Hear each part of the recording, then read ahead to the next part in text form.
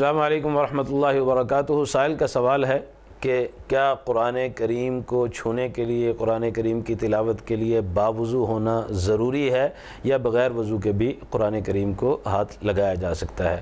بسم اللہ والصلاۃ والسلام علی رسول اللہ۔ مستحب یہ ہے، افضل یہ ہے، مسنون یہ ہے کہ انسان جب بھی قرآن کریم کو ہاتھ لگائے تو وہ باوضو ہو۔ جب بھی قرآن کریم کی تلاوت کرے تو حالت وضو میں کرے، بلکہ اس سے پہلے ایک مومن کو چاہیے، ایک مسلمان کو چاہیے کہ ہمہ وقت باوضو رہنے کی کوشش کرے۔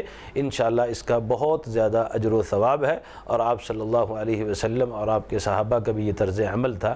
اس لیے پہلی ترجیح تو یہ ہے کہ انسان ہر وقت باوضو رہے، اور اگر ہر وقت باوضو نہیں رہ سکتا تو بہتر ہے، مستحب ہے کہ وہ جب بھی قرآن کریم کی تلاوت کرے یا مصحف کو پکڑے یا مصحف کو چھوئے تو باوضو ہو، اس لیے کہ اللہ رب العزت والجلال نے قرآن کریم میں ارشاد فرمایا کہ لا یمسہ الا المطہرون، پاکیزہ لوگ ہی اس کو چھوتے ہیں۔ تو مسلمان کو حالت طہارت میں، وضو کی حالت میں، پاکیزگی کی حالت میں قرآن کریم کو چھونا چاہیے، اور اگر کوئی بغیر وضو کے چھو لیتا ہے تو انشاءاللہ العزیز وہ گنہگار نہیں ہے، اس کی بھی اجازت دی جا سکتی ہے، لیکن افضل اور مستحب یہ ہے کہ باوضو ہو کر وہ قرآن کریم کو چھوئے۔ اسی طرح اگر انسان کہیں سفر میں ہے یا کہیں چل پھر رہا ہے ویسے ہی اور بغیر وضو کے ہے تو اس کے لیے جائز ہے کہ وہ قرآن کریم کی تلاوت کر سکتا ہے، لیکن اگر وہ جنبی ہے اور اس پر غسل واجب ہے،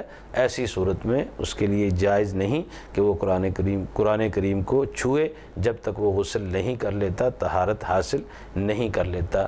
السلام علیکم ورحمۃ اللہ وبرکاتہ۔